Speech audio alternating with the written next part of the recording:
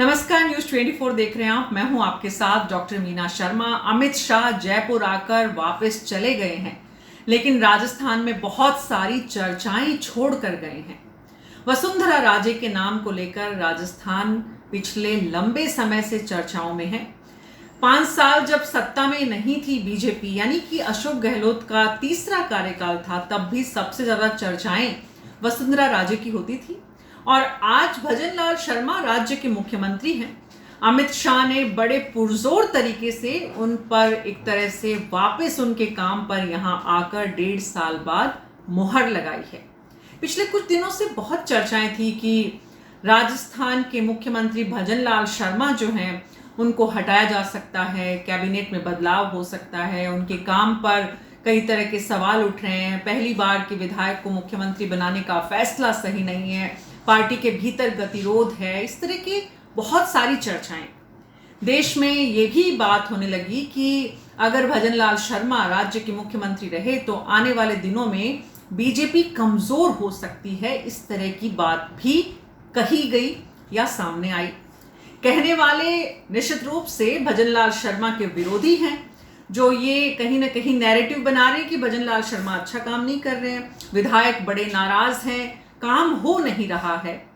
ये बात सही भी है कि राजस्थान में इस वक्त भजन लाल सरकार जो भी काम कर रही है उसमें बहुत सारे फैसला, जितने भी कामों पर फैसले हुए हैं वो समय लेकर देर से हो रहे हैं। जितना समय किसी सरकार को लगना चाहिए उससे ज्यादा। दरअसल भजन लाल शर्मा ऐसे मुख्यमंत्री हैं जिनका अपना कोई ऐसा बड़ा जनाधार मुख्यमंत्री बनने से पहले राजस्थान में नहीं रहा, या उनकी अपनी कोई फैन फॉलोइंग उस तरह की नहीं है। वो पहली बार विधायक बने, उससे पहले उनका कोई इस तरह का चुनावी जो रिकॉर्ड है वो भी कोई मजबूत नहीं है। इसलिए जितने भी सीनियर विधायक हैं और सीनियर मंत्री कैबिनेट में हैं उनको भी बड़ी असहजता होती है, दिखती भी रही है। कि रोडीलाल मीणा ने हालांकि हाल ही की कैबिनेट बैठक में ये बात कही कि अब जो है वो मुख्यमंत्री ट्रैक पर आ रहे हैं, सरकार अब समझ में आने लग गई है सारी बातें। एक तरह से उन्होंने स्वीकार किया भजन लाल शर्मा के मुख्यमंत्रीत्व को, एक तरह से कहना चाहिए उनके मुख्यमंत्री होने को। डॉक्टर किरोड़ी लाल मीणा को 1.5 साल का समय लगा ये स्वीकार करने में कि भजन लाल शर्मा ही मुख्यमंत्री हैं या रहेंगे। लेकिन वसुंधरा राजे के अमित शाह के एकदम दाईं तरफ मुख्यमंत्री भजन लाल शर्मा और दूसरी तरफ वसुंधरा राजे के बैठने के साथ ही ये बात एक बार फिर से उठ रही है कि दरअसल पार्टी का कार्यक्रम नहीं था, सरकार का कार्यक्रम था।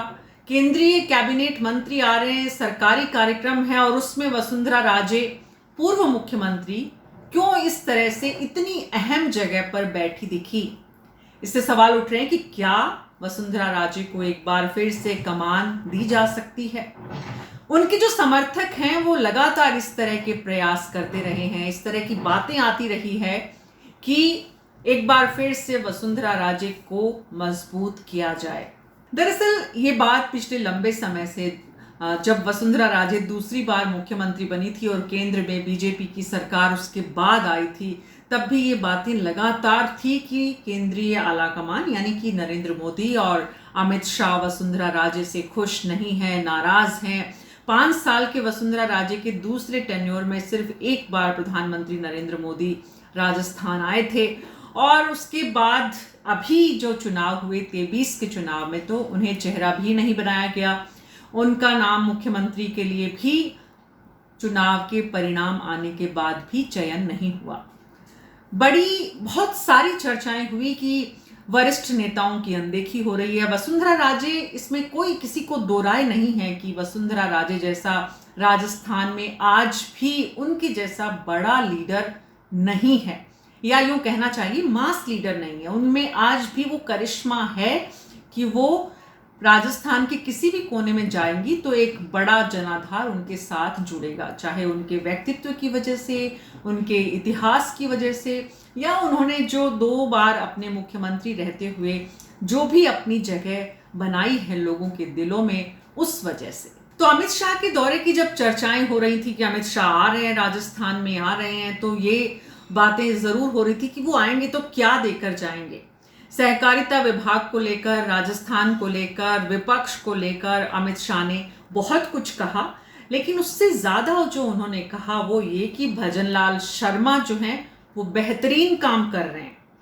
एक तरफ उन्होंने भजनलाल शर्मा की प्रशंसा की, उनके काम पर मोहर लगाई, ये संदेश दिया कि उनकी सरकार स्थिर है, अभी कोई बदलाव नहीं होने वाला है। और दूसरी तरफ वसुंधरा राजे को भी अहमियत दी गई। इसका मतलब ये कि कहीं ना कहीं सत्ता का बैलेंस बनाए रखने का प्रयास जो हर आला कमान करता है, हर राजनीतिक दल में होता है, वो इस वक्त बीजेपी में भी दिख रहा है। इस बात से ये साफ है कि वसुंधरा राजे जो बहुत लोगों का ये मानना है कि वो पूरी तरह से अब खत्म हो गई हैं। राजनीति में दरअसल कुछ भी भविष्यवाणी हमेशा सही नहीं हो सकती, कुछ भी। तो वसुंधरा राजे के लिए भी क्या राजस्थान की राजनीति में अभी भी संभावनाएं बनी हुई हैं, तो इस बात से इनकार नहीं किया जा सकता। हालांकि अब जब 1.5 साल का समय हो चुका है और भजनलाल शर्मा के काम पर अमित शाह मोहर लगा के जा रहे हैं, उसके बाद यहाँ कोई बदलाव करेंगे या वसुंधरा राजे को कोई और जिम्मेदारी दी जाएगी, इसमें अभी भी संशय है।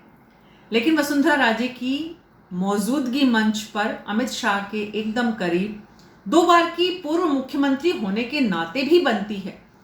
लेकिन और भी बहुत वरिष्ठ नेता राजस्थान की राजनीति में है। हालांकि मुख्यमंत्री 2 बार रहने जैसे उनके कद के बराबर के बड़े नेता नहीं हैं।